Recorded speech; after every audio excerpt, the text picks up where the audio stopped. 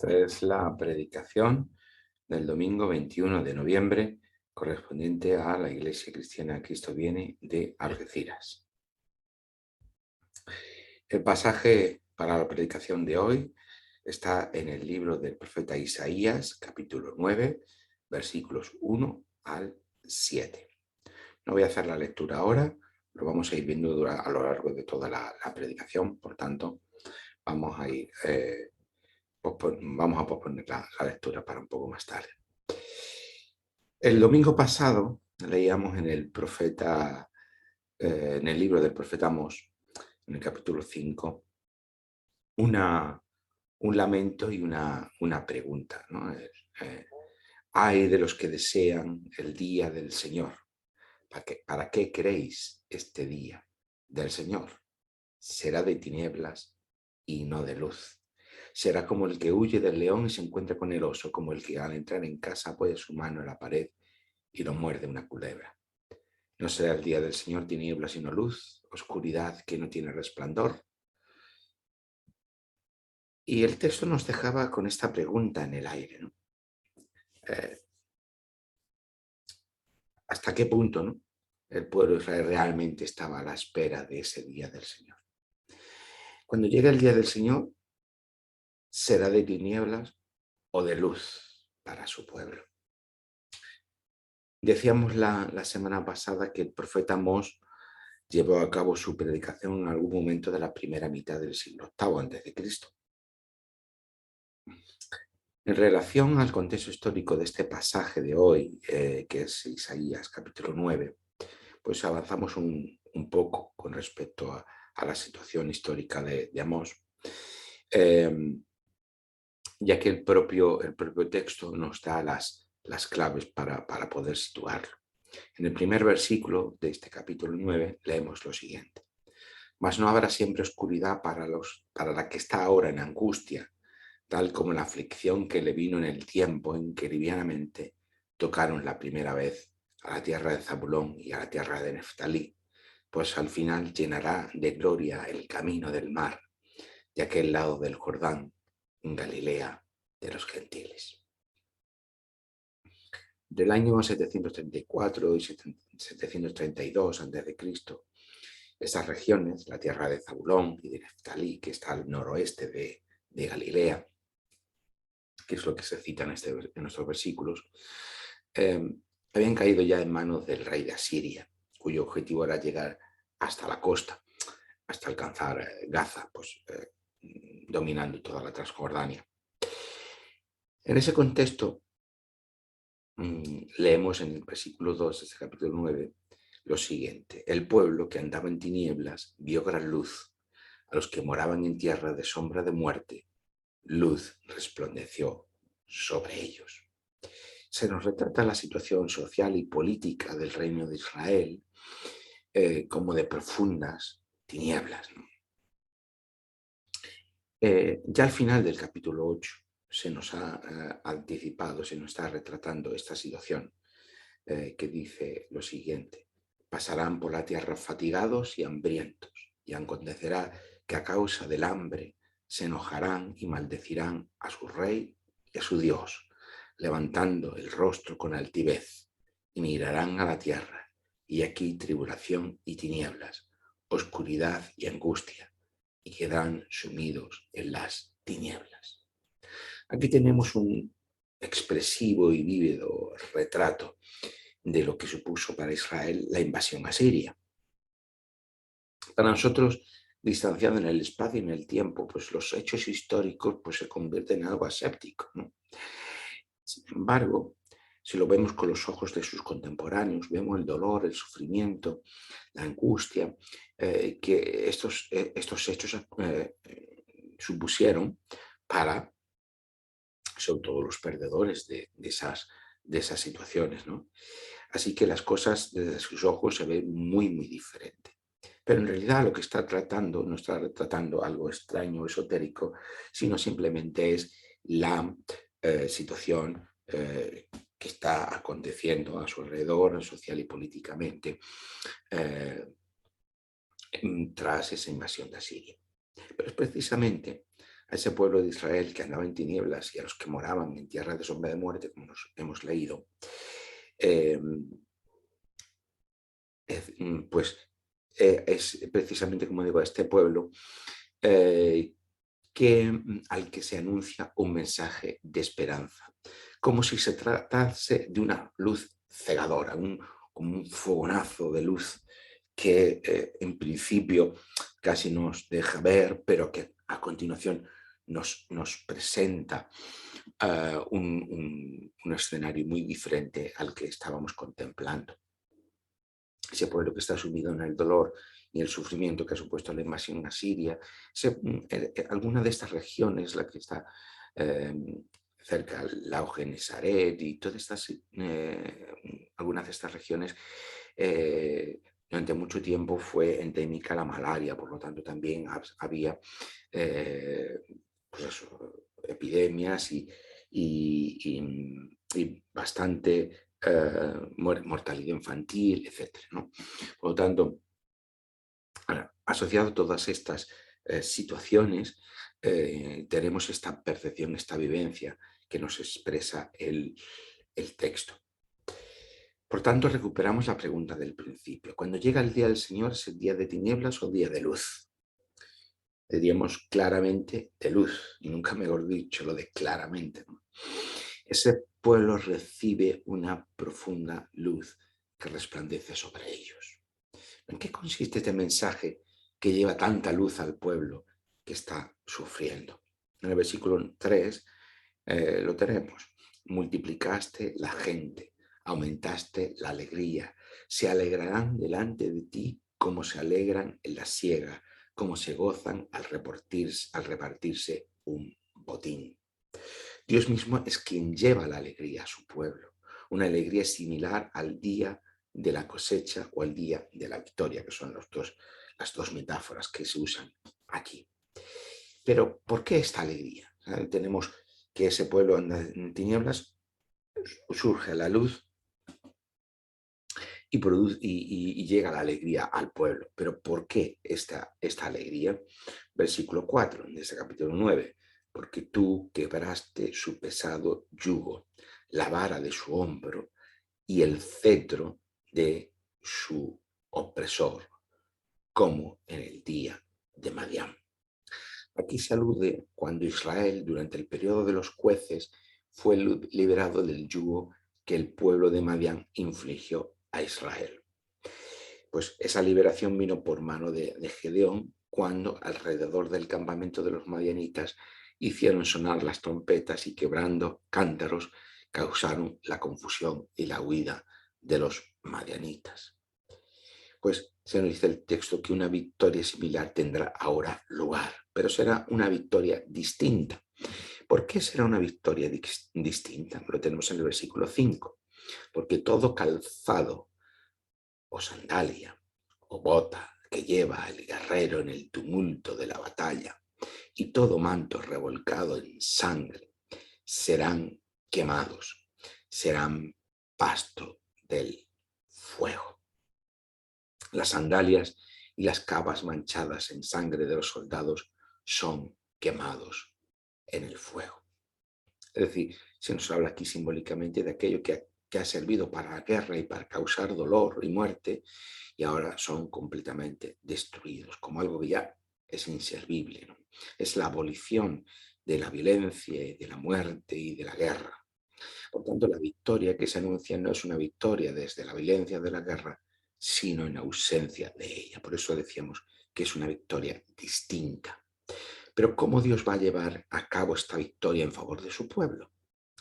La respuesta la tenemos en el versículo 6. Porque un niño nos ha nacido, hijo nos ha sido dado, y el principado sobre su hombro. Se llamará su nombre Admirable Consejero, Dios fuerte, Padre eterno, Príncipe de paz. Esta victoria se va a producir a través de un niño que va a nacer y que se va a convertir en rey, como refleja el texto con la expresión el principado sobre su hombro, que alude al manto real, que era símbolo de poder. Pues va a nacer un niño, ese niño se va a convertir en rey Y ese rey va a recibir los siguientes títulos, ¿no? Los reyes recibían distintos títulos, pues él va a recibir los siguientes títulos: admirable consejero, Dios fuerte, Padre eterno, príncipe de paz. Este rey va a ser un extraordinario consejero cuya sabiduría procede de Dios. Además va a ser un rey que va a lograr la victoria de Dios como ese Dios fuerte, el título que en el Antiguo Testamento solo se reserva a Dios mismo. Ese rey que va a ser padre del pueblo de Israel, padre que aquí representa el ser cabeza de todo el pueblo, representante del pueblo. Y por último, este rey será príncipe de paz. No es un rey diestro para la guerra, a pesar de que obtenga la victoria de Dios, eh, y, sino que va a ser aquel que va a echar al fuego el utillaje de la guerra manchado por la sangre de los vencidos. Por lo tanto, este rey es alguien que reinará para la paz. Por lo tanto, tenemos aquí el anuncio de un rey que va a recibir una serie de títulos, que va a traer la victoria a Israel, pero una victoria distinta, una victoria diferente.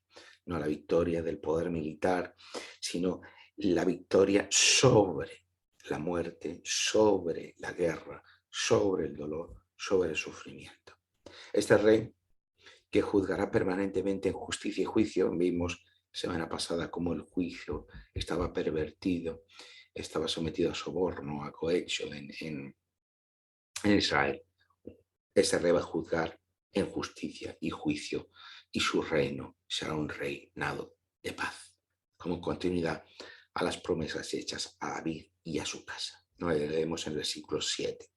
Lo dilatado de su imperio y la paz no tendrán límite sobre el trono de David y sobre su reino, disponiéndolo y confirmándolo en juicio y en justicia desde ahora y para siempre. Sin embargo, a pesar de estas promesas, el reino del norte, con su capital Samaria, cayó en el 722 a.C. Será cuando el reino, el pueblo, pues las élites del pueblo serán deportadas a Siria. Y en el reino del sur, Judá, ocurrirá lo mismo en el 587 a.C., poco más tarde, o bastante más tarde, cuando ya no será Asiria, sino será Babilonia quien lo deportará. ¿Quién será entonces este rey del que se habla aquí? ¿Y cuándo llegaría su victoria? Esa es la gran pregunta que se va desarrollando a lo largo de todo el Antiguo Testamento, que es la pregunta por el Mesías, es decir, por el ungido de Dios, por aquel que se va a convertir en este rey que va a traer la victoria al pueblo de Israel. Por eso cuando abrimos el Evangelio de Mateo y leemos cómo se nos presenta el ministerio público de Jesús de Nazaret, una nueva luz, y sirva la metáfora aquí también, vuelve a resplandecer en nuestra lectura de la Biblia. Cuando tenemos esto presente, cuando sabemos esto, y llegamos a Mateo, capítulo 4, versículos 12 al 13, y leemos lo siguiente, veremos eh, la conexión que existe con lo que hemos leído aquí. Es decir, leemos en Mateo, dice, cuando Jesús oyó que Juan estaba preso, volvió a Galilea. Dejando Nazaret, fue y habitó en Capernaum, ciudad marítima. ¿Dónde están estos lugares? En la región de Zabulón y de Neftalí. Zabulón y Neftalí, exactamente las mismas regiones que se citaban en Isaías. El Evangelio sitúa el comienzo del ministerio público de Jesús precisamente en aquellas regiones donde comenzó el periodo de tinieblas y oscuridad para Israel, con el declive frente a Asiria. Y esto es considerado como cumplimiento de aquellas palabras de Isaías. Y no solo de los versículos que cita Isaías, sino de todos los versículos que se citan a continuación. Y siempre vemos que cuando el Nuevo Testamento cita un versículo no es el reduccionismo de ese versículo, sino que está presuponiendo siempre un contexto mayor. Pues, y como después la propia narrativa del Evangelio se va a encargar de ir mostrándonos poco a poco. Mateo capítulo 4, versículos 14 al 16, sigue diciendo, para que se cumpliera lo que dijo el profeta Isaías, que hemos leído antes, tierra de Zabulón y tierra de Neftalí, camino del mar, al otro lado del Jordán, Galilea de los gentiles. El pueblo que habitaba en tinieblas vio gran luz, y a los que habitaban en región de sombra de muerte, luz les resplandeció. A pesar de que el pueblo volvió del exilio en Babilonia y que el templo se reconstruyó, en realidad Israel nunca se recuperó en el reino del norte, y Judá, el reino del sur, tuvo un periodo de mejoría, sobre todo durante siglo segundo antes de Cristo. Tuvo ahí un breve tiempo de independencia, pero el resto del tiempo no dejó de estar nunca bajo un yugo opresor. Pasaron los imperios de Persia, Grecia y Roma, hasta llegar el tiempo de Jesús. Por tanto, el pueblo de Dios seguía aún en tiempos de Jesús como aquel pueblo que aún habitaba en tinieblas y como aquella región donde habitaba la muerte. Aquella expresión de Isaías seguía sirviendo para ilustrar, para retratar, para describir la situación del pueblo de Israel en ese momento. Pero nuevamente, aquella luz de Isaías, pues surge con Jesús. La luz les resplandeció como una luz cegadora. Jesús va a encarnar a ese rey que conseguirá la victoria de Dios y que sin embargo no lo hará desde la violencia militar ni de la estrategia política, sino a través de un verdadero reinado de paz.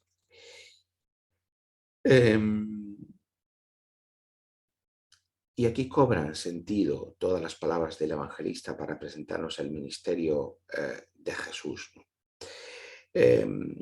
Termina con esta presentación de Jesús, Mateo, en versículo 17. Desde entonces comenzó a Jesús a predicar y decir, arrepentíos, porque el reino de los cielos se ha acercado. Lo importante tener en cuenta es ver cómo todas aquellas promesas de Isaías se cumplían y se estaban cumpliendo ahora con Jesús, y cómo les dotaba de significado y de contenido. El reinar de Dios, ese reino de los cielos, ese reinar de Dios, esa acción de gobierno de Dios mismo sobre su pueblo, sobre el mundo, está ahora sí ya cerca, está ya llegando. Ahora sí, por fin, Dios vuelve a estar nuevamente con su pueblo para cumplir sus promesas. Vemos cómo en el conjunto de la narrativa de la Biblia los versículos cobran sentido, ¿no? Más que cuando los leemos de forma independiente, como ya hemos dicho en muchas ocasiones. Ahora bien, permitidme que pase desde la perspectiva teológica a la perspectiva pastoral. Os añado una pregunta, ¿no? ¿Cómo debemos usar estos textos de la Biblia nosotros hoy, como iglesias y como creyentes, ¿no? Llegamos hasta aquí y hemos comprendido todo esto, hemos visto todo el cuadro completo. Y esto, ¿cómo me ayuda a mí en mi vida? ¿Cómo lo leo? ¿Cómo debo leerlo? Mm, ¿Cómo lo incorporo a mi vida? Yo diría que hay dos maneras o dos formas básicas de hacerlo. En primer lugar, yendo desde el mundo de nuestra cultura al texto bíblico, ¿no? Es decir, trayendo nuestras preocupaciones, nuestras situaciones difíciles por las que estemos pasando hoy, nuestras angustias, nuestros miedos, y leer los textos como un reflejo de nosotros hoy. Poco la pregunta que yo planteaba, la planteaba precisamente en esta perspectiva, ¿no? ¿Cómo debo yo usar los textos de la Biblia? ¿Mm? Hoy, claro, me estoy colocando en la situación presente y quiero traerla a la Biblia. Así se nos ha enseñado muchas veces en las iglesias evangélicas a leer la Biblia. De esta forma, cuando leemos textos como estos, de forma instintiva, esta tierra de oscuridad, de tinieblas, se convierte para nosotros en ese mundo interior y subjetivo que refleja nuestros problemas o nuestras situaciones vitales difíciles. ¿Por qué? Porque vivimos una cultura en la que estamos centrados en nosotros mismos y en nuestro propio mundo interior. ¿Cuál es el problema de esta perspectiva? Que pasamos el filtro del texto bíblico por nuestro propio mundo interior subjetivo, centrado en nuestras emociones, en nuestros pensamientos, en nosotros mismos. ¿Qué ocurre? Que se limita el trabajo pastoral o se espera del pastor que se convierta pues, en un terapeuta o en un consejero que tiene la responsabilidad y la posibilidad de curar o de ayudar o de a otros en ese manejar esas emociones, ese mundo interior, etc. No pocas ocasiones se entiende el trabajo pastoral hoy en día así, incluso en muchos seminarios pues se enseña en esta perspectiva. Pero de esta manera lo que ocurre es que al final estamos subjetivando la Biblia, estamos perdiendo los grandes recursos de la Biblia. En cierto modo, estamos transformando el mensaje del Evangelio y el pastor se queda sin sus grandes recursos teológicos y al final se tiene que convertir más en un terapeuta que en otra cosa. Por eso, más que preguntarnos cómo aplico yo el texto, lo que tenemos que ver es cómo el texto nos configura a nosotros. Si hemos dicho que la primera perspectiva es ir desde el mundo, de nuestro mundo al texto, ahora vamos a hacer lo contrario. La otra perspectiva tiene el sentido contrario, es el texto bíblico, vamos desde el texto bíblico al mundo nuestro, de nuestra cultura. De esta manera, el texto bíblico es el que debe servir como lente interpretativa de nuestro mundo. El texto bíblico es el que nosotros nos tenemos que sumergir para que nos pueda configurar. Y no solamente lo hacemos con libros, sino como iglesia, como comunidad. Muy importante. La lectura de la Biblia y la predicación es siempre acciones comunitarias. De esta manera, lo importante ya no somos nosotros como el centro de nuestra vida, sino que el centro es lo que Dios está haciendo en el mundo. Esto es lo importante, de qué es lo que nos habla la Biblia, de lo que Dios está haciendo en el mundo para salvarlo. Es lo que Dios está poniendo orden en su creación. De esto va la Biblia. Y este es el centro, no nosotros. El centro es la narrativa de salvación de la que da testimonio la Biblia. En este sentido, nuestra vida cotidiana queda insertada y se hace partícipe de este movimiento de salvación de Dios. Ya no es acomodar la Biblia o que la Biblia sea reflejo de mi mundo interior, de mis necesidades, de mi problema X, el que sea, sino que toda mi vida, todo mi mundo, todo lo que yo soy y todo el mundo entero quede incorporado a la narrativa de la Biblia. El texto absorbe el mundo. la palabra absorbe el mundo. De esta manera, el pastor es quien ayuda a la congregación a leer sus propias vidas dentro de esta gran narrativa de salvación de la Biblia.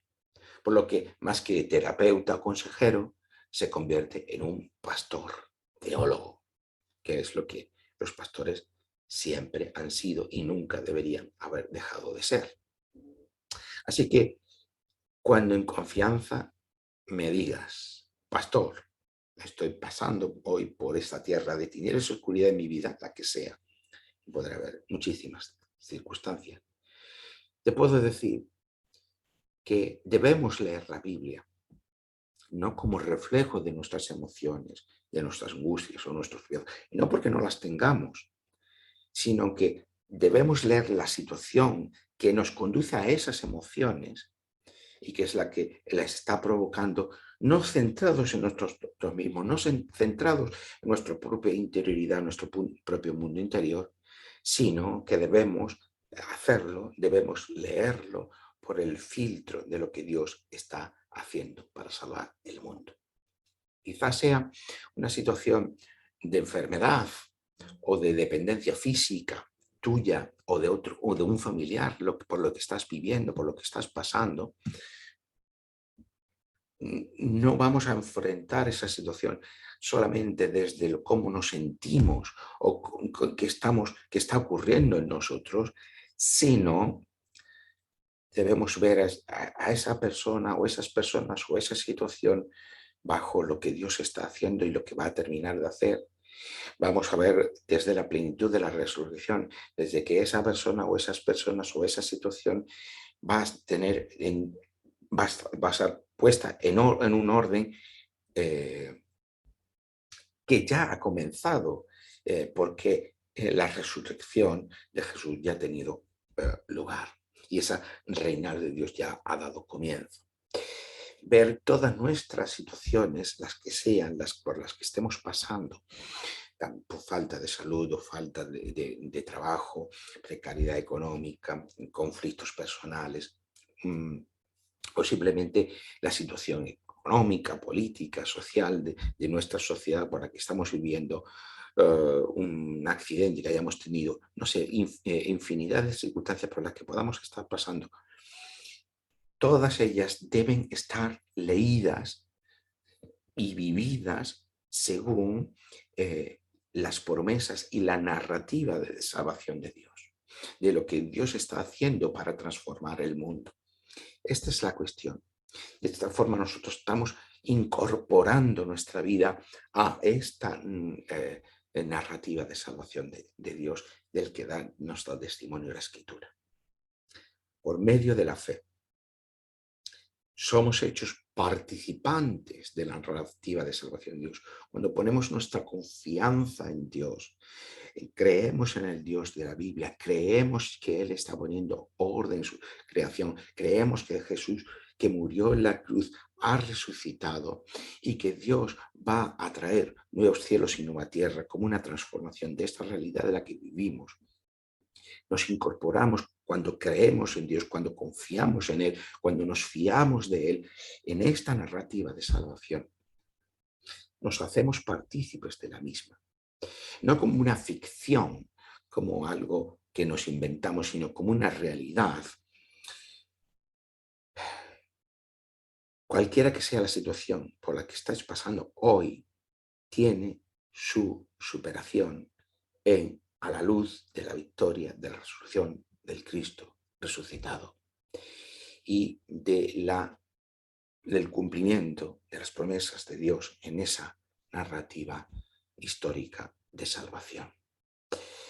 Como he dicho, la falta de salud, de trabajo, las rupturas personales, la dependencia física, las desigualdades sociales, las injusticias, las luchas políticas partidistas, incluso la crisis climática que ahora tanto nos martillan con eso. Y en la lista no es exhaustiva, son ejemplos que podemos decir, seguir sumando situaciones.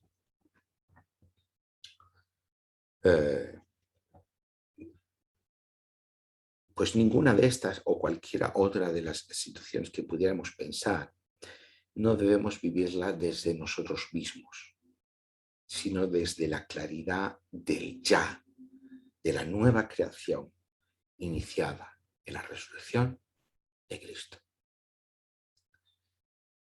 Confiemos en el Señor, descansemos en Él,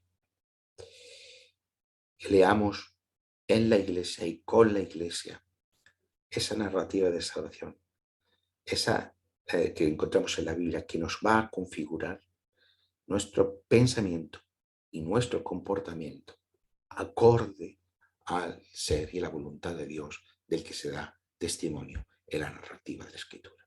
Que así sea.